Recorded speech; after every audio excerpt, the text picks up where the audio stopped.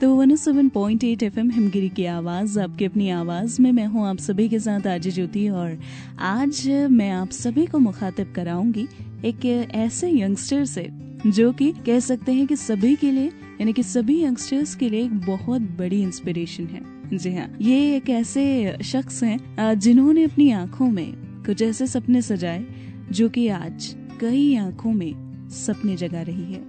जी हाँ, मैं बात कर रही हूँ देहरादून की बिल्डिंग ड्रीम फाउंडेशन के फाउंडर मिस्टर रंजीत बार की। तो चलिए आइए जानते हैं इनसे ही इनकी सफलता की कहानी। तो रंजीत जी, सबसे पहले तो स्वागत करूंगी आपका। नमस्कार मैम, नमस्कार सब दर्शकों को। मैं उम्मीद करता हूँ सभी लोग स्वस्थ हैं और अच्छे हैं और घर पे हैं।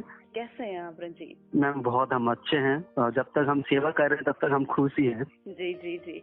तो रंजीत जी, ये जानना चाहेंगे सबसे पहले आपकी जो फाउंडेशन है बिल्डिंग ड्रीम फाउंडेशन, जो बेसिक जो फोकस रहता है आपकी फाउंडेशन का वो है, जैसा कि हमने जाना कि food, education, environment and empowerment, ये आपके कुछ की पॉइंट्स हैं जिसके लिए आपकी जो फाउंडेशन है वो काम कर रही है। तो हम अब आपसे जानना चाहेंगे कि सबसे पहले कि शुरुआत कैसे हुई और कैसे सोचा एक ऐसा यंगस्टर जो कि कहीं ना कहीं बीटेक कर रहा था एंड देन कहीं ना कहीं दिमाग में ख्याल आया कि नहीं, अब अपने लिए नहीं दूसरों के लिए कुछ करना चाहिए। मैम बेसिकली ये था कि जब मैं सेकंड ईयर में था कॉलेज पे, I was doing my computer engineering.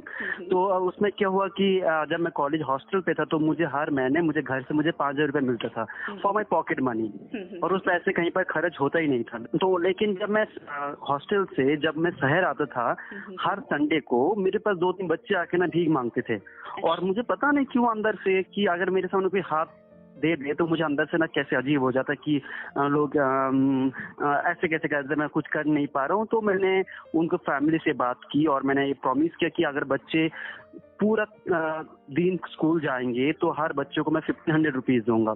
2 बच्चे स्कूल जाते, सरकारी स्कूल मैंने डाल रखा था, और टीचर के साथ मेरे ये रिलेशनशिप था कि मैम आप मुझे बताना बच्चे स्कूल आ रहा है कि नहीं आ रहा है। तो एक महीना अगर पूरा दिन वो स्कूल गए, एक दिन छुट्टी ना लिया, तो मैं 1500 रुपीज लास्ट संडे जाके उनके पेरेंट्स को देके आता था। लेकिन ऐसे 2-3 महीना चला, लेकिन वो लोग फिर अलीगढ़ निकल गए। जब अलीगढ़ निकल गए तो मैं उस बच्चे से इतना अटैचमेंट हो गया था, मुझे लगा कि अगर 2 बच्चे हैं तो 200 भी हो सकते, 2000 भी हो सकते हैं। तो तब जाके हमने बिल्डिंग ड्रीम शुरू किया। तो कहीं ना कहीं रंजीत होता है कि बच्चों को वैसे सिचुएशन से, वैसे माहौल से बाहर निकाल कर लाना एक अपने आप में एक बहुत डिफिकल्ट टास्क है। उनके जो पेरेंट्स हैं उनके माइंडसेट को चेंज करना एंड उनको ये विश्वास दिलाना कि जो आप कर रहे हैं वो उनके फ्यूचर के लिए बहुत खास है। तो कैसे ये सारी जो समस्याएं हैं उनके साथ आप टैकल करते हैं, कैसे उन्हें समझाते हैं? वेरी नाइस क्वेश्चन, बहुत अच्छा सवाल है मैम। मैम सबसे बड़ी बात है कि अगर आपके दिलों में सपना नहीं है तो आपके दिल में जान भी नहीं है। जब तक आपकी ख्वाब है कुछ जीने, कुछ करने का, कुछ कर दिखाने का, आप हमेशा जिंदा है। तो सपना होना बहुत जरूरी है, और बच्चे के दिल में ये विश्वास जताना कि अगर आपके दिल में कुछ ख्वाब, कुछ बनने का ख्वाब है, कुछ इच्छा है, तो मैं नहीं 1000 लोग मेरे साथ के साथ जुड़ेंगे। तो पेरेंट्स लोग को हम यही बोलते हैं कि देखिए, एक खलील गिब्रान के एक पोएट है कि children come from you but not for you, you can give them your thoughts but not your future, they have the future total different from you. एक बच्चे आपके थ्रू तो आते हैं, आपसे जन्म तो लेते हैं, आप उनको आपका सोच दे सकते हैं लेकिन आपका सपने थोक नहीं सकते। तो एग्जैक्टली जब ये चीज जब हम पेरेंट्स को समझाते हैं, पेरेंट्स को बताते हैं, 99% ऑफ द टाइम पेरेंट्स ये बोलते हैं कि सर जैसे आपको सही लगे ना आप कर लीजिए। लेकिन साथ ही अगर देखा जाए कि आपके साथ बहुत सारे वॉलंटियर्स इसमें जुड़े हैं, तो कैसे आपकी टीम काम करती है और किस तरीके से अभी आपकी टीम आगे बढ़ रही है? बिल्कुल मैम, जितने भी हमारे सेंटर्स हैं वो डिजिटली इक्विप्ड हैं। Computer, TV, smart board, projector, मतलब जिस पेरेंट्स के पास पैसे होते हैं उनके बच्चे जिस तरह जिंदगी देखते हैं, सोचते हैं, तो हम क्या करते हैं कि हमारे बच्चों को भी उस तरफ का सपने दिखाने की कोशिश करें। तो इसलिए हमारे बच्चे का सपना ये नहीं है कि हर बच्चे डॉक्टर इंजीनियर बनेंगे। हमारे पास ये सपना है कि हर बच्चे अपने पैर पे खड़े होने का सक्षम बन जाए। अगर दुकान क्या है, उसका दिल बिल्कुल क्या चाहता है वो करे। बिल्कुल बिल्कुल। लेकिन रंजीत, कहीं ना कहीं अभी जैसे कि ड्यूरिंग दिस पेंडेमिक अगर हम बात करते हैं, सिचुएशन बहुत डामाडोल हुई, बहुत चेंजेस आए, तो ऐसे में बच्चों के लिए काम करना या जरूरतमंदों तक उनकी जो नीड्स वाली जो चीजें हैं वो पहुंचाना, अब ये कहीं ना कहीं अपने आप में एक बहुत बड़ा चैलेंज था। तो कैसे आपके एनजीओ ने काम किया इस दौरान?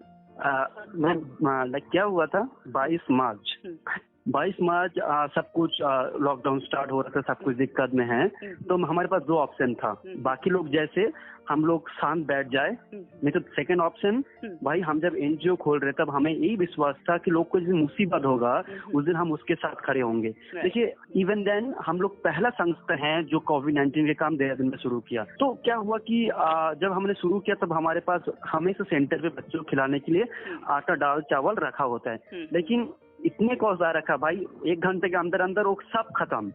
तो मेरे पास 2 ऑप्शन था कि मैं बाहर से सामान मंगाऊं, मतलब मैं लोगों को इस पे जोड़ूं, नहीं तो ये सामान बंद कर दूं। और क्या होता है कि शुरुआत आप कर सकते हैं, बंद आपके मर्जी से नहीं होता है। जैसे आज 3-4 महीने हो गया, काम अभी भी चल रहा है। हमारे जो टीम जुड़े हुए हैं उनके फैमिली रॉक सॉलिड की तरफ खड़े हुए, उनको ये कहना था कि हम तो जा नहीं सकते हैं, लेकिन आप लोग जब जा रहे हो तो हमारा पूरा सपोर्ट है। बिहार पे काम शुरू हो गया, बंगाल पे काम शुरू हो गया, दिल्ली पे काम शुरू हो गया।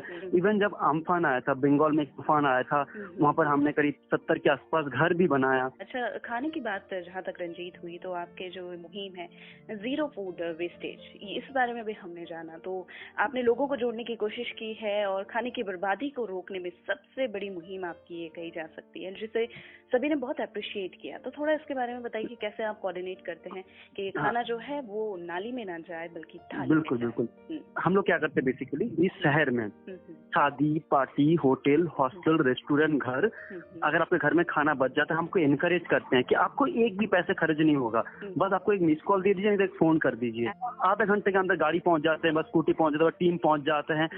उनके जो आसपास जो कम्युनिटी फ्रिज हमें लगा रखा, अगर थोड़ा खाना होता है तो हम एनकरेज करते हैं कम्युनिटी फ्रिज तक रख दीजिए, लेकिन ज्यादा क्वांटिटी है आपको हम बोलता है कुछ नहीं करना है, बस रात को 3 बजे, दिन को 2 बजे, कोई दिक्कत नहीं, एक फोन कर दीजिए, आपके नंबर फिट हो जाएगा, टीम आपके पास गाड़ी लेके पहुंच जाएगा और आप तक खाना उठा के हम लोगों तक पहुंचा देते हैं। तो बेसिकली कहा जाए, कुल मिलाकर आपका काम बहुत उम्दा है रंजीत, और हम ये कहना चाहेंगे कि आपका ये काम औरों तक पहुंचे, मतलब जो लोग आप तक जो है आपके साथ कोऑर्डिनेट करना चाहते हैं और थोड़ी सी अपनी मदद जो है आपके साथ जोड़ना चाहते हैं, तो कैसे आप तक पहुंचे? मैम, एक हंगर हेल्पलाइन नंबर है, नंबर है 6399463996। मैं फिर से रिपीट करता हूँ, 6399463996, अथवा हमारा वेबसाइट है bdf.ngo। आप वेबसाइट के थ्रू, नहीं तो आप फेसबुक पे बिल्डिंग ड्रीम्स फाउंडेशन सर्च कीजिए, तो लोग कहीं से भी हमें कांटेक्ट कर सकते हैं।